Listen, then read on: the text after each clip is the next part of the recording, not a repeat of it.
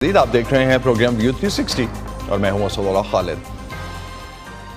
कल जब इसराइल ने गजा के जुनूब में और मिस्री सरहद के साथ रफा को निशाना बनाना शुरू किया तो अमेरिका, बरतानिया और जर्मनी समेत अक़वाम मुत्तहिदा ने इसराइल से अपील की कि गजा की पट्टी के जुनूबी इलाके और रफा में पनाह लेने वाले तकरीबन 15 लाख फ़लस्तीनियों को तहफ़्फ़ुज़ दिए बगैर कोई ज़मीनी कार्रवाई ना करे। क्या आलमी बरादरी के तहफ़्फ़ुज़ात, ख़दशात और अपीलें रफ़ा में इजरायली ऑपरेशन को रोक पाएंगी? आज के प्रोग्राम में हम इसी मामले का जायज़ा लेंगे। इस बारे में मज़ीद ख़बरें और दुनिया भर में होने वाली अहम डेवलपमेंट्स के बारे में ख़बरें और उन पर तज्ज़िये आप हमारी वेबसाइट urduvoa.com पर भी पढ़ सकते हैं। इसराइल की फ़ौज ने गुज़िश्ता रोज़ गजा के जुनूब में मिस्र के साथ रफ़ा के इलाके में फ़ज़ाई हमले किए, जिसमें बच्चों समेत दर्जनों अफराद हलाक हुए।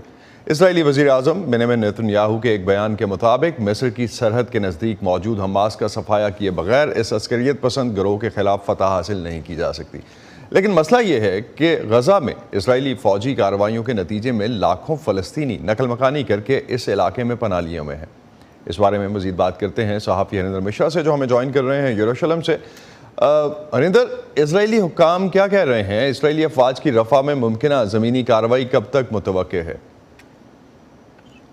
देखें, इजरायली एहलकारों की तरफ से ये बात लगातार कही जा रही है कि रफ़ा में कार्रवाई जो है वो बेहद ज़रूरी है और फ़ौजी कार्रवाई होगी।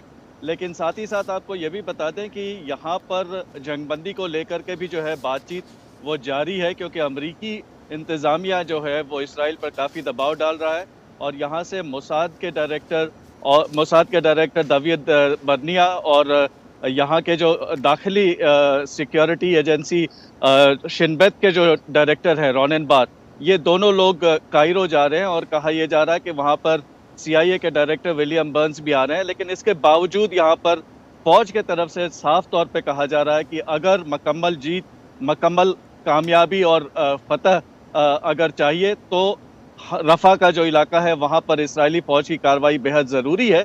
और आपको ये भी बताएं कि यहाँ पर दाखिली सियासत जो है वो भी एक बहुत ही अहम किरदार जो है वो प्ले कर रहा है इस सारे मामलात में, क्योंकि यहाँ माना ये जा रहा है कि अगर जंगबंदी होती है और किसी भी तरह का सीज़ फायर होता है तो वज़ीर आज़म बेंजामिन नेतन्याहू जो हैं वो अपनी सियासत से हाथ धो सकते हैं। यहाँ पर उनकी सरकार जो है वो गिर सकती है, क्योंकि उनकी मखलूत हुकूमत में शामिल जितनी भी दाएं बाजू की तंजीमें हैं और ख़ास करके इंतहा पसंद तंजीमें हैं, उनकी तरफ से बार बार उनको खबरदार किया जा रहा है कि अगर जंग में मुकम्मल जो है वो फतह नहीं मिलती है इसराइल को, तो वो सरकार में नहीं बने रहेंगे और वो अपना सपोर्ट जो है वो अपनी हिमायत जो है वो वापस ले लेंगे। तो ऐसे में दाखिली सियासत का भी बहुत बड़ा रोल इधर जो है देखा जा रहा है। साथ ही साथ अमेरिका की भी दाखिली सियासत जो है उसका भी असर काफ़ी कुछ यहाँ के फैसलों पर देखा जा रहा है, क्योंकि बाइडन जो है उनके तरफ से लगातार दबाव इस बात को लेकर के दी जा रही है, दबाव उनकी ओर से बढ़ रहा है, क्योंकि अमेरिका में कहा जा रहा है कि उनके लिए जो हिमायत है वो काफ़ी कम होती जा रही है, उनकी मकबूलियत गिर रही है। और ऐसे में इस जंग को लेकर के जिस तरह से उन्होंने बगैर किसी शर्त के इसराइल की हिमायत शुरू में की है, उसको लेकर के अमेरिका में काफ़ी नाराज़गी है, लोगों में गुस्सा है। तो इन दोनों जो फरीक हैं जो कि जो स्ट्रैटेजिक एलाइज हैं, इनके दरमियान जो है तल्खी देखने को मिल रही है। पहली बार ये भी देखने को मिल रहा है कि अमेरिकी जो क़यादत है वो खुल करके इसराइली क़यादत के खिलाफ बातें करती हुई नजर आ रही है और बाइडेन जो है वो खबरदार कर रहे हैं। एक चीज़ अमेरिकी इंतज़ामिया, जिस तरह आप भी जिक्र कर रहे हैं कि उनकी तरफ से अब खुल के तनकीद होना शुरू हुई है, बरतानिया और जर्मनी की तरफ से इसराइल पर जोर डाला जा रहा है कि वो रफ़ा में कार्रवाई ना करे। आपने अभी कहा कि इसराइली फ़ौज जो है उसका कहना ये है कि अगर ये कार्रवाई नहीं होती तो मुकम्मल जीत जो है वो मुमकिन नहीं है। तो इस दबाव पर जो आलमी बरादरी की तरफ से आ रहा है, इसराइली रहनुमाओं का क्या रद्द अमल है? देखिए, जो बैनुल अक़वामी बिरादरी की तरफ से जो दबाव बढ़ रहा है उसका असर तो दिख रहा है, क्योंकि इसराइल जो है उसकी तरफ से बार बार कुछ ऐसे इक़दामात लिए जा रहे हैं या बातें कही जा रही हैं कि वो जो है इंटरनेशनल लॉज, जो बैनुल अक़वामी बिरादरी के कानून के तहत ही अपनी कार्रवाई को आगे बढ़ा रहा है। वहाँ पर जो इमदादी सामान है वो ज़्यादा से ज़्यादा पहुँचाया जा रहा है। लेकिन इसके बावजूद जो है इसके बावजूद ये देखने को मिल रहा है कि जो दाखिली सियासत है उसकी वजह से इसराइली हुक्काम जो हैं वो इस तरह का कोई फैसला नहीं ले पा रहे। जंगबंदी को लेकर के भी यहाँ से वो जो डेलीगेशन जा रहा है कायरो, वो भेजना नहीं चाहते थे, लेकिन सिर्फ अमरीकी इंतज़ामिया के दबाव की वजह से उन्हें भेजना पड़ रहा है। और माना ये जा रहा है कि इसराइल जो है, और ख़ास करके वज़ीर आज़म बेंजामिन नेतन्याहू, जिनकी मकबूलियत लगातार यहाँ पर गिरती रही है, वो जंग को तब तक बंद नहीं करेंगे जब तक उन्हें कोई ऐसी बात जो ऐसी कोई बड़ी जो है जीत जो है उनके हाथ नहीं लगती, जिसको दिखा करके वो यहाँ के आवाम को जो है वो ये बता सके कि वो उनकी क़यादत में इसराइल जो है वो महफूज है। तो बेसिकली जो है इस वक्त इंटरनल पॉलिटिक्स बड़ा रोल प्ले कर रही है। बहुत शुक्रिया अरिंदर, आप हमें अपडेट कर रहे थे इस वक्त ज़मीनी हक़ाइक़ से। आलमी सतह पर बढ़ती हुई तनकीद के बावजूद इसराइल के वज़ीर आज़म बेंजामिन नेतन्याहू रफ़ा में ज़मीनी ऑपरेशन का दिफा कर रहे हैं। गज़ा की पट्टी में ये वो सरहदी शहर है जहाँ इस वक्त तकरीबन 15 लाख फ़लस्तीनियों ने पनाह ले रखी है। यहाँ आर्जी पनाहगाहों में मौजूद फ़लस्तीनियों का कहना है कि उनके पास कहीं और जाने के लिए कोई ज़मीन नहीं बची। अमरीकी सदर जो बाइडन के गजा की पट्टी में इसराइली फौजी कार्रवाई को ओवर द टॉप या गैर जरूरी तौर पर शदीद करार देने के चंद रोज बाद इसराइली वजीर आजम बेंजामिन नेतन्याहू ने ABC नेटवर्क के एक शो में दुनिया को हमास के दहशतगर्द हमले के बारे में याद दिलाया, जिसमें 1200 अफराद हलाक हुए और 240 को यरगमाल बनाया गया। We were attacked, unprovoked attack, murderous attack on October 7th. Hamas के ज़ेरे इंतज़ाम वज़ारत सेहत के मुताबिक गजा पर इसराइल की जवाबी कार्रवाइयों में अब तक बच्चों और ख़वातीन की अक्सरियत पर मुश्तमिल 28,000 से ज्यादा फ़लस्तीनी हलाक हो चुके हैं। अपने इंटरव्यू में नेतन्याहू ने इन अदाद शुमार को मुस्तरद करते हुए कहा कि आम शहरियों को नुकसान से बचाने के एक मंसूबे पर काम जारी है और उनकी फौज रफ़ा में ज़मीनी कार्रवाई के अपने मंसूबे पर अमल करेगी। 14 लाख से ज्यादा फलस्तीनी, जिनमें से अक्सर गजा के बेघर शहरी हैं, रफा में पनाह लिए हुए हैं। बरतानिया, मिस्र और सऊदी अरब ने इसराइल के मंसूबे पर तशवीश का इजहार किया है। जो लोग कहते हैं कि हमें किसी भी हालत में रफा में दाखिल नहीं होना चाहिए, वो बुनियादी तौर पर हमें जंग हारने के लिए और हमास को वही छोड़ने के लिए कह रहे हैं। और हमास ने 7 अक्टूबर जैसे कत्लेआम बार बार करने का वादा किया है। पूरे खानदान रफा में खैमों में रहते हैं और वो कहते हैं कि उनके पास कहीं और जाने के लिए जगह नहीं है। अगर मजीद नकल मकानी होगी तो मैं यहाँ से हरकत नहीं करूँगी। मैं एक तरफ से मिस्री सरहद पर हूँ और दूसरी तरफ से रफा के मशरिक में। मैं कहीं नहीं जा सकती। उधर तल अबीब में अभी भी हमास की कैद में मौजूद यरगमालों की रहाई का मुतालबा करने वाले इसराइली मुजाहिरीन ने हफ्ते के रोज एक शाहराह को बंद कर दिया। हम आज यहाँ हैं सबको ये बताने के लिए कि जो कुछ हो रहा है इससे हम बहुत तंग आ चुके हैं और हम जानते हैं कि लोग हमारे साथ हैं, लेकिन हमें नहीं लगता कि हुकूमत हमारे साथ है और अब वक्त आ गया है कि वो कुछ करे। नेतन्याहू से ABC पर पूछा गया कि क्या वो जानते हैं कि तकरीबन 132 यरगमालों में से कितने अभी तक जिंदा हैं।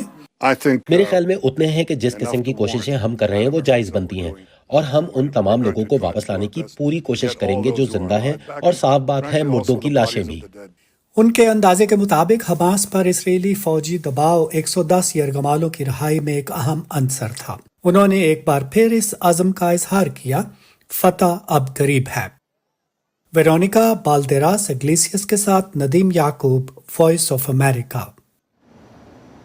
इसराइल हमास जंग के मशरिक़ वस्ता के दूसरे इलाकों में फैलने से मुतल्लिक़ खदशात पर बातचीत के लिए उर्दन के शाह अब्दुल्ला अमेरिका के दौरे पर हैं। शाह अब्दुल्ला 7 अक्टूबर के हमास के इसराइल पर हमले के बाद व्हाइट हाउस का दौरा करने वाले पहले अरब रहनुमा हैं।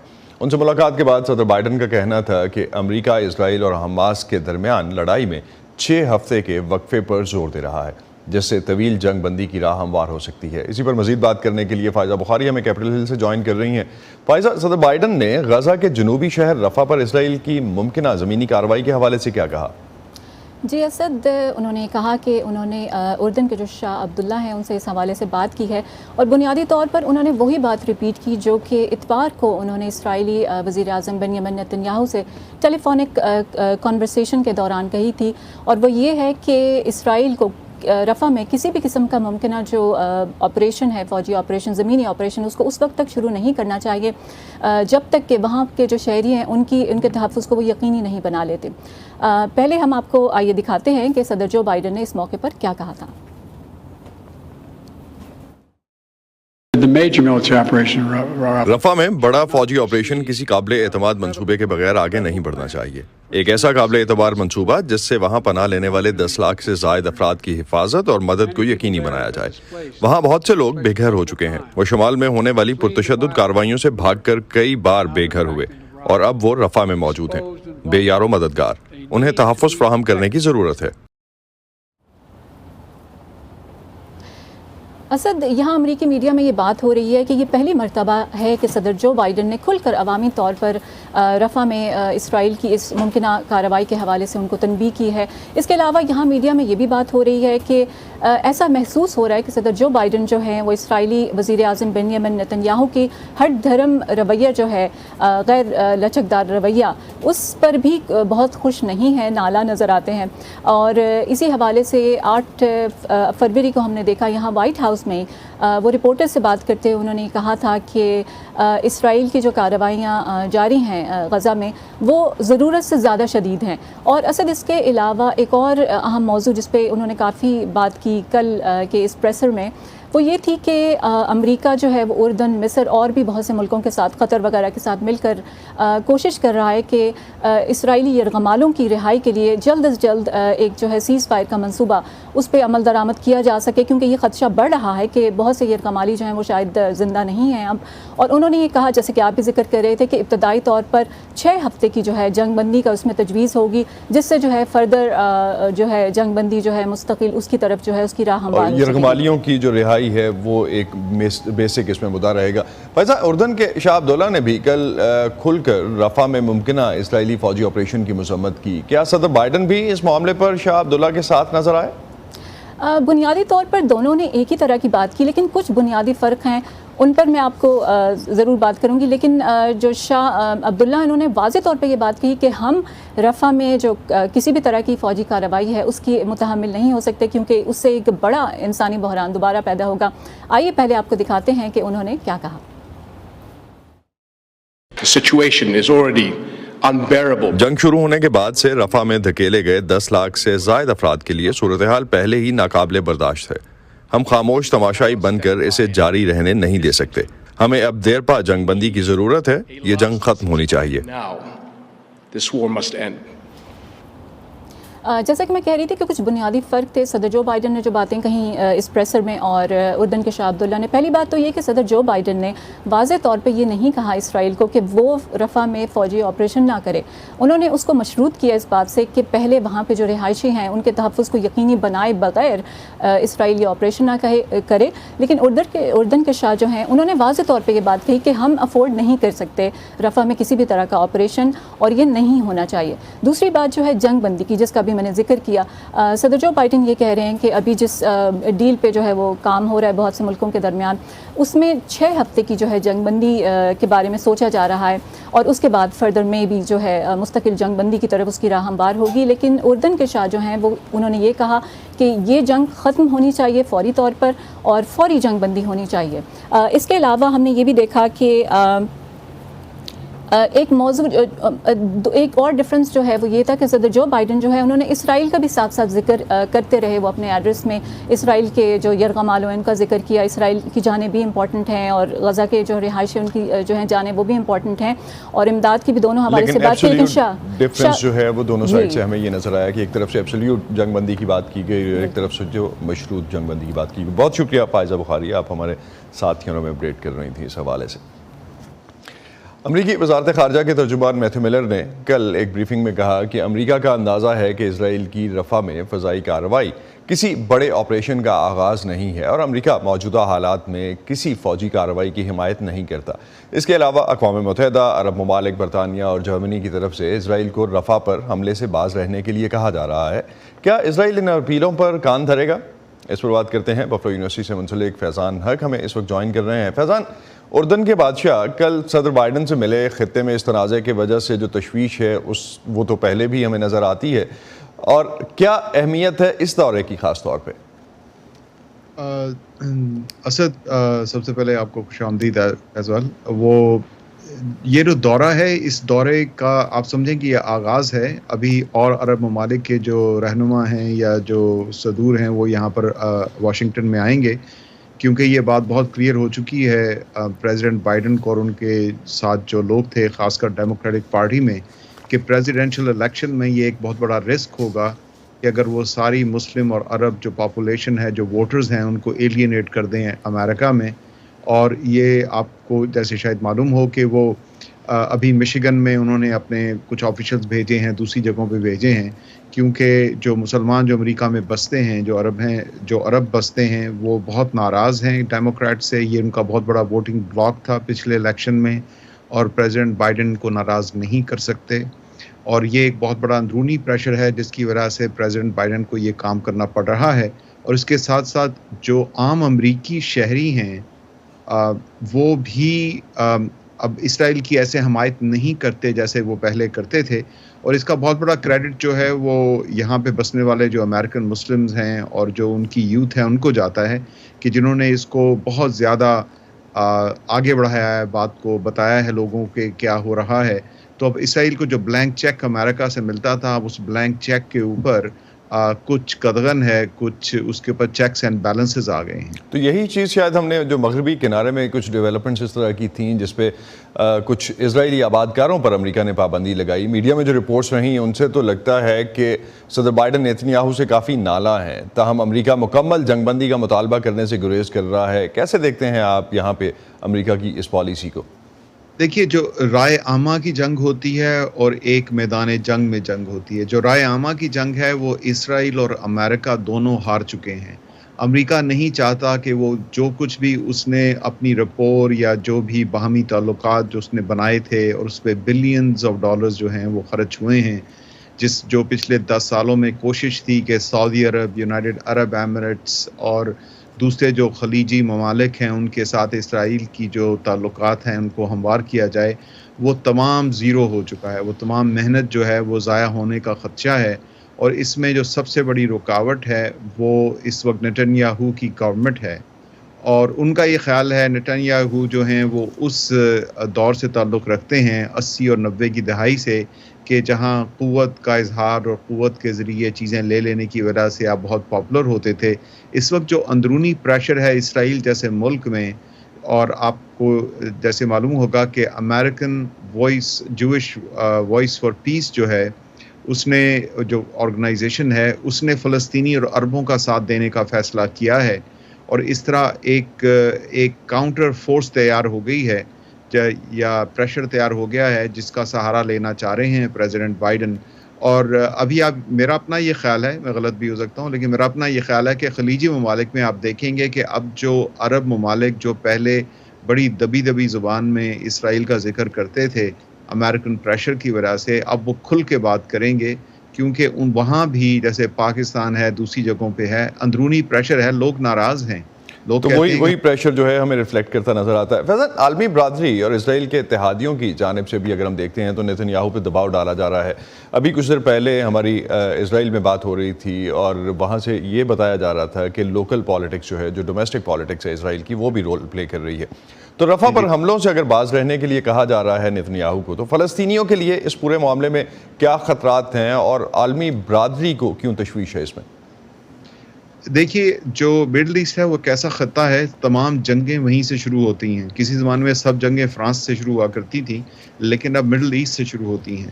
اور وہ ابھی بھی توانائی کا بہت بڑا منبع ہے پوری دنیا کے لیے, اگرچہ کہ امریکہ کا انحصار اس پہ کم ہو چکا ہے, لیکن چین, ہندوستان اور برازیل, ہندوستان اور دوسرے جو بڑے ممالک ہیں جو کہ بڑھتے ممالک ہیں جیسے پاکستان ہے, ہمارا انحصار جو ہے توانائی کا اور تیل کا وہ مڈل ایسٹ پر ہے. اگر مڈل ایسٹ جاتا ہے, وہ جنگ کی لپیٹ میں آتا ہے, تو سارا خطہ اس سے متاثر ہوتا ہے, پوری دنیا کی اکانومی اس سے متاثر ہوتی ہے. بہت بہت شکریہ فیضان, آپ ہمیں اس حوالے سے بات کر رہے تھے ہمارے ساتھ اور تجزیہ دے رہے تھے اپنا کہ کیا سچویشن اس وقت بنتی نظر آتی ہے, اور خاص طور پہ جو عالمی دباؤ ہے وہ کس طرح سے اسرائیل کو شاید اس جنگ میں آگے بڑھنے سے روک سکتا ہے. بہت شکریہ آپ کا. بہت شکریہ, تھینک یو. ماہرین کا ماننا ہے کہ اسرائیل اور حماس کی جنگ حالیہ تاریخ میں میڈیا کے لیے خطرناک ترین تنازع ہے.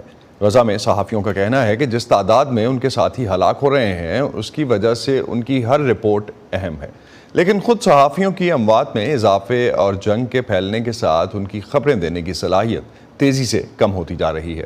وائس آف امریکہ کی یہ رپورٹ غزہ کے علاقے رفح میں صحافیوں کے لیے خطرات کا احاطہ کرتی ہے۔ غزہ کے اندر بہت سے صحافی اب یہاں مصر کی سرحد کے قریب رفح میں رہ رہے ہیں، جہاں اکتوبر میں جنگ شروع ہونے کے بعد سے آبادی میں 5 گنا سے زیادہ اضافہ ہوا ہے۔ ایسے میں جبکہ اسرائیلی افواج جنوب میں رفح کی جانب پیش قدمی کر رہی ہیں، غزہ کے باشندوں کی اپنی جانیں بچانے کے لیے اسی شہر کی طرف نقل مکانی جاری ہے۔ یہاں کام کرنے والے صحافی کہتے ہیں کہ اگرچہ ان کی کوئی بھی کہانی آخری ہو سکتی ہے، لیکن اسی طرح سے ان کا کسی بھی کام کے لیے باہر نکلنا، کھانے یا ایندھن کی تلاش کے لیے بازار تک کا سفر، لاپتہ زخمی یا مردہ عزیزوں کی تلاش کے لیے ہسپتال جانا، یا یہاں تک کہ ہر رات بستر پر جانا بھی آخری بار ہو سکتا ہے۔ غزہ کی صورتحال بہت مشکل ہے اور غزہ پر رپورٹنگ بھی بہت مشکل ہے۔ نشریات کے لیے کسی بھی خبر یا تصویر کو رپورٹ کرنے والا کوئی بھی شخص مارا جا سکتا ہے۔ 4 ماہ سے زیادہ جاری جنگ میں مارے جانے والے صحافیوں کی تعداد اس بات پر منحصر ہے کہ گنتی کون کر رہا ہے، لیکن تمام اندازے بتاتے ہیں کہ صحافیوں کی ہلاکتوں کی تعداد حالیہ تاریخ میں کسی بھی دوسری جنگ سے زیادہ ہے۔ صحافیوں کے تحفظ کے لیے کام کرنے والے عالمی ادارے کمیٹی ٹو پروٹیکٹ جرنلسٹ نے 85 اموات کی اطلاع دی ہے، جبکہ اقوام متحدہ کا اندازہ 122 ہے۔ غزہ کے اندر صحافیوں کا کہنا ہے کہ آخری بار جب کسی نے بھی اعداد و شمار شائع کیے تھے، تب سے یہ تعداد بڑھ کر 130 ہو گئی ہے۔ معتصم کا کہنا ہے کہ غزہ سے رپورٹنگ میں بڑھتی ہوئی دشواریوں نے قابل اشاعت چھوٹی سے چھوٹی معلومات کو بھی انتہائی ضروری بنا دیا ہے تاکہ دنیا جنگ کو غزہ کے لوگوں کے نقطۂ نظر سے سمجھ سکے۔ صحافیوں پر پابندیاں لگا کر اور ان کی ذہنی طاقت کو کم کر کے وہ صحافیوں کو پیشہ ورانہ طور پر خبریں دینے سے روک سکتے ہیں، لیکن جب وہ ایک صحافی کو مارتے ہیں تو اس سے کہانی اور سچائی مسلسل پیش کرنے کا ہمارا عزم اور بھی بڑھ جاتا ہے۔ اسرائیلی حکومت نے بین الاقوامی پریس کے غزہ میں داخلے پر پابندی لگا دی ہے، اور دسمبر میں یروشلم میں فورن پریس ایسوسی ایشن نے اسرائیلی سپریم کورٹ میں درخواست دی تھی کہ اسے سخت کنٹرول شدہ فوجی دوروں سے ہٹ کر غزہ میں رسائی دی جائے۔ عدالت نے درخواست مسترد کرتے ہوئے کہا کہ اس سے اسرائیلی دفاعی افواج پر غیر ضروری بوجھ پڑے گا۔ غزہ کے اندر صحافیوں کا کہنا ہے کہ ان کی خبریں دینے کی صلاحیت تیزی سے کم ہوتی جا رہی ہے۔ یہ صحافیوں پوری کمیونٹی کے خلاف ہر سمت سے جنگ ہے۔ اسرائیلی قابض افواج اپنے حملے کے ایک حصے کے طور پر اکثر مواصلاتی رابطہ منقطع کرتی ہیں، جس سے ہماری شمال میں ان محدود مقامات سے معلومات حاصل کرنے کی صلاحیت اور بھی کم ہو جاتی ہے جہاں سے ہمیں بھاگنے پر مجبور کیا گیا۔ حصے کے طور پر اکثر مواصلاتی رابطہ منقطع کرتی ہیں، جس سے ہماری شمال میں ان محدود مقامات سے معلومات حاصل کرنے کی صلاحیت اور بھی کم ہو جاتی ہے جہاں سے ہمیں بھاگنے پر مجبور کیا گیا تھا۔ تاہم اس دعوے کو انسانی حقوق کی بین الاقوامی تنظیمیں اور فلسطینی صحافی مسترد کرتے ہیں۔ حیدر مرڈاک کے ساتھ Saba Shah Khan, voice of America. Israel Hamas جنگ میں جنگ بندی کے حوالے سے آج مصر کے شہر قاہرہ میں مذاکرات ہو رہے ہیں، جس میں امریکہ، قطر اور اسرائیل کی جو ہے نمائندگی شامل ہے، جس میں حماس کے نمائندے بھی شامل ہیں۔ اس حوالے سے کیا اپڈیٹس آئیں گے وہ بھی ہم آنے والے پروگرامز میں آپ کے لیے شامل کرتے رہیں گے۔ آج کا پروگرام اسی پہ ختم کرتے ہیں۔ اسٹے سیف، اور پاکستان اور خطے سمیت دنیا بھر کی اہم خبروں اور دلچسپ معلومات کے لیے آپ آ سکتے ہیں ہماری ویب سائٹ urdu.voa.com پر۔ یہ سارا کانٹینٹ آپ کو ملے گا ہمارے سوشل میڈیا پلیٹ فارمز پر بھی، facebook.com/VOA Urdu، یوٹیوب پر ہمارا چینل ہے VOA Urdu کے نام سے، اور ایکس اور انسٹاگرام پر ہمارا ہینڈل ہے @VOA Urdu۔ اب تک کے لیے اتنا ہی۔ اسد اللہ خالد کو اجازت دیجیے، خدا حافظ۔